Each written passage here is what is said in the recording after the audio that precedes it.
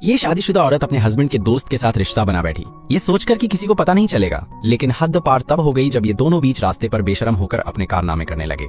वीरा नाम की एक शादीशुदा औरत डिलीवरी मैन को पैसे देकर घर बुला रही थी, क्योंकि उसका पति ओलेग ऑफिस गया हुआ था। डिलीवरी मैन ने ऊंचाई का बहाना बनाकर सामान ऊपर ले जाने से मना कर दिया। मजबूर होकर वीरा ने वो भारी बॉक्स खुद ही उठाए और धीरे धीरे सीढ़ियां चढ़ती चली गईं। तभी उसकी बेटी नाश्ते पढ़ाई के लिए निकलने की तैयारी कर रही थी।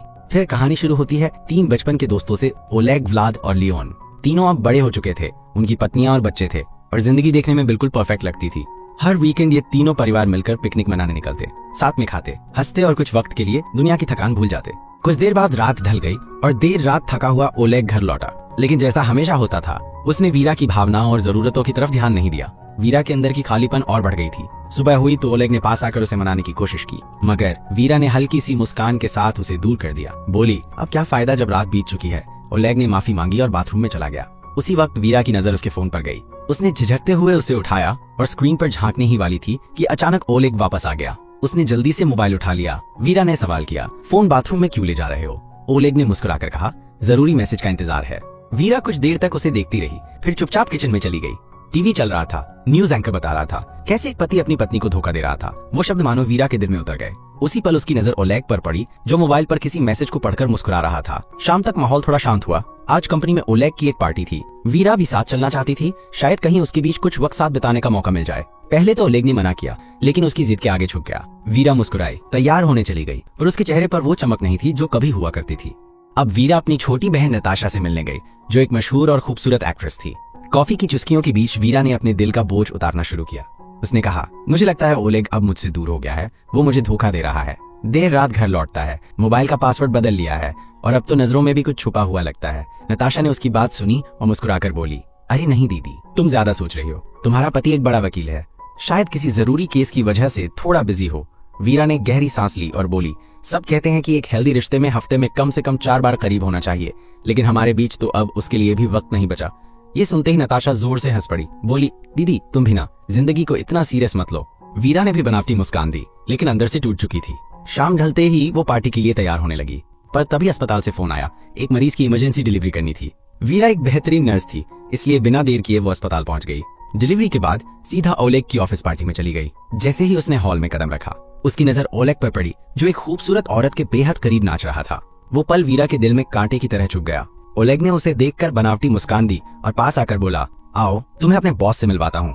बॉस ने मुस्कुराते हुए कहा, ओह तो ये तुम्हारी पत्नी है, कमाल की खूबसूरत हैं। मुझे नहीं पता था कि ओलेग इतना लकी आदमी है। फिर हल्की मुस्कान के साथ कहा, वैसे तुम्हारा पति बहुत होशियार है, ऑफिस में सब उसकी तारीफ करते हैं। वीरा ने बस सिर हिला दिया और एक फीकी मुस्कान के साथ हाथ मिलाया। पार्टी धीरे धीरे खत्म होने लगी। रात काफी हो चुकी थी। वीरा जाने के लिए उठी और दरवाजे की तरफ बढ़ी। उसने पीछे मुड़कर देखा, ओलेग अब भी उसी औरत से बातें कर रहा था, जैसे उसे उसकी मौजूदगी से कोई फर्क ही ना पड़ता हो। वीरा बाहर निकली, ठंडी हवा उसके चेहरे से टकराई और उस पल उसे एहसास हुआ कि शायद अब उसका रिश्ता भी उन्हीं लम्हों की तरह था जो धीरे धीरे उसके हाथों से फिसलकर दूर चला गया।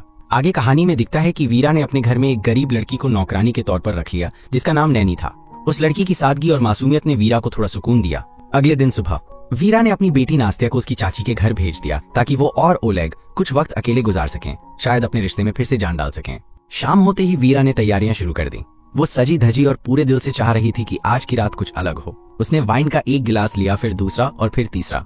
नशे ने धीरे धीरे उस पर काबू पा लिया। इंतजार लंबा होता गया और जब ओलेग अब तक नहीं आया तो वीरा ने खुद ही उसे ढूंढने का फैसला किया। वो गाड़ी लेकर निकली, लेकिन लाल बत्ती पर गाड़ी रिवर्स करते हुए एक हल्का सा एक्सीडेंट हो गया। सामने वाला ड्राइवर भड़क उठा और वीरा पूरी तरह घबरा गई। जेब में पैसे नहीं थे तो उसने अपनी दोस्त स्यू को कॉल किया।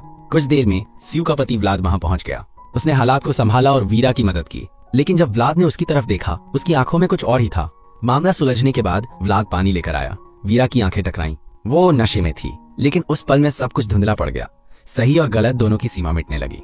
कार के अंदर व्लाद ने धीरे से पूछा, क्या तुम्हारा पति तुम्हें खुश नहीं रख पाता? वीरा ने गुस्से में कहा, ओलेग वो एक बेवकूफ इंसान है, उसे मेरी परवाह तक नहीं। व्लाद ने उसका हाथ थाम लिया और अगले ही पल वो दोनों अपनी हदें पार कर गए। रात बीत गई। जब ओलेग को उसकी एक्सीडेंट की बात पता चली तो वो बेहद चिंता में था, लेकिन वीरा ने कोई जवाब नहीं दिया, चुपचाप बाथरूम में चली गई। अगले दिन अचानक व्लाद उससे मिलने आ गया। उसने पूछा, क्या तुम्हारा पति सच में तुम्हें खुश नहीं रख पाता? वीरा ने कहा, हमारे बीच सब ठीक है, कल जो भी हुआ बस नशे की हालत में हुआ। अच्छा रहेगा अगर ये बात यहीं खत्म हो जाए। व्लाद ने सिर हिलाया और बिना कुछ कहे चला गया, जैसे उसकी मौजूदगी का कोई निशान ही न बचा हो। थोड़ी देर बाद वीरा हॉस्पिटल से लौटी। ओलेग ने उसे देखकर मुस्कुराते हुए चाबी बढ़ाई। तुम्हारे लिए नई कार। वीरा के हाथ कांप गए, उसकी आंखों में आंसू भर आए। उसने कार स्टार्ट की और जैसे जैसे सड़क आगे बढ़ती गई उसके भीतर का सन्नाटा गहरा होता गया। उसे एहसास हुआ उसने उस इंसान को गलत समझा जो हमेशा उसका था, और एक पल की कमजोरी में उसने वो सब मिटा दिया। उसके चेहरे से बहते आंसुओं में सिर्फ पछतावा बचा था। फिर अगले दिन ओलेग को देखते हैं, जो एक मशहूर लॉ फर्म में वकील था, समझदार, अनुभवी और अपनी पहचान बना चुका इंसान। लेकिन उस दिन उसके चेहरे पर कोई मुस्कान नहीं थी। ऑफिस से बाहर निकलते वक्त उसके मोबाइल पर गुस्से भरी आवाज गूंज रही थी। वो एक बड़ा केस हार चुका था और अब उसे हर तरफ से ताने मिल रहे थे। उसी दिन उसका जन्मदिन था, मगर मन पूरी तरह बुझ चुका था। उधर उसकी पत्नी वीरा हॉस्पिटल से घर लौटी। सफेद कोट उतारकर उसने चैन की सांस ली, लेकिन उसे याद तक नहीं रहा कि आज ओलेग का बर्थडे था। जब उसकी बेटी ने बताया कि आज पापा का बर्थडे है, तब जाकर वीरा को एहसास हुआ। दोनों ने मिलकर ओलेग को सरप्राइज दिया और उसी पल वीरा की बहन नताशा का फोन आ गया, जो सालों बाद पिकनिक पर आने वाली थी। अगले दिन सभी परिवार पिकनिक स्पॉट पर पहुंचे।